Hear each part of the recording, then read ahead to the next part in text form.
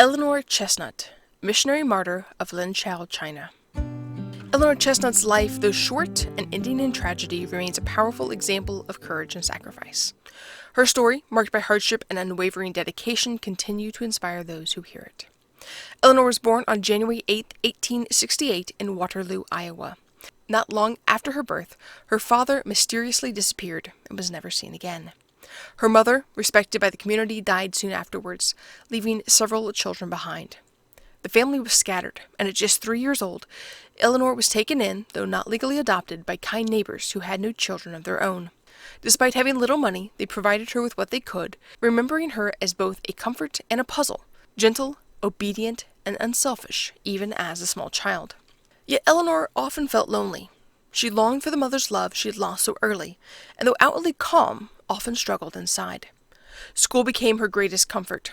At age 12, she had to leave her guardians and move to Missouri to live with an aunt in a rural area where education was hard to come by and life was a daily struggle. Hearing about Park College in Parkville, Missouri, a place where students could partly work for their tuition, gave her hope. With the encouragement of the college president, she enrolled, although she arrived feeling alone and out of place. She soon found friends and took delight in her studies, but living was difficult.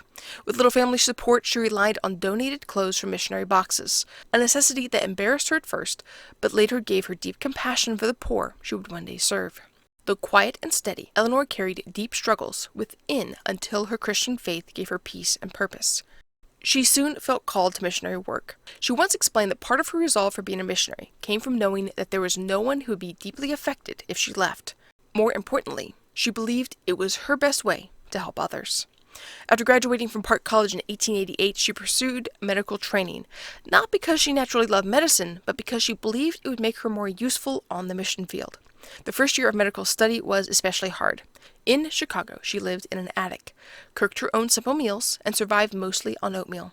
Despite these hardships, she completed her studies and trained as a nurse, caring for patients including Dr. Oliver Wendell Holmes in his final illness. She also attended the Moody Bible Institute to deepen her preparation for missionary service. In 1893, Dr. Chesnut was appointed as a medical missionary to China, even though she had a strong fear of the sea.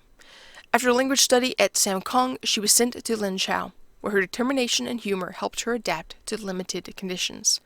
She often performed surgeries in a cramped bathroom and once joked about her hospital equipment floating downriver with other cargo. One story from her work in Linchao reveals her selfless spirit. To build the hospital, she set aside only $1.50 from her monthly salary for herself, using the rest to buy bricks. When the mission board found out, they insisted on repaying her, but she refused to accept all the money back, saying it would spoil all her fun. Perhaps her greatest act of sacrifice came when she performed a difficult amputation for a poor Chinese laborer. When the man's wound would not heal, Dr. Chesnut secretly took skin from her own leg without anesthesia and grafted it into his wound to help him recover. She told no one at first and dismissed her own pain as nothing.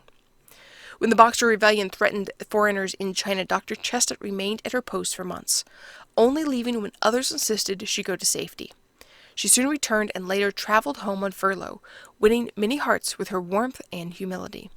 After returning to China, she continued her tireless work until October 1905, when a mob attacked the hospital at Linchao.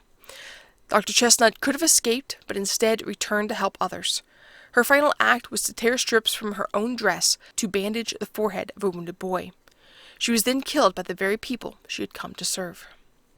Dr. Chesnut's life began in sorrow but ended in a legacy of courage, faith, and love. Her sacrifices, kindness, and determination made her a light in a place far from home. Though her life was taken too soon, her story still speaks, a quiet reminder that true heroism is found in service, sacrifice, and unwavering love for others.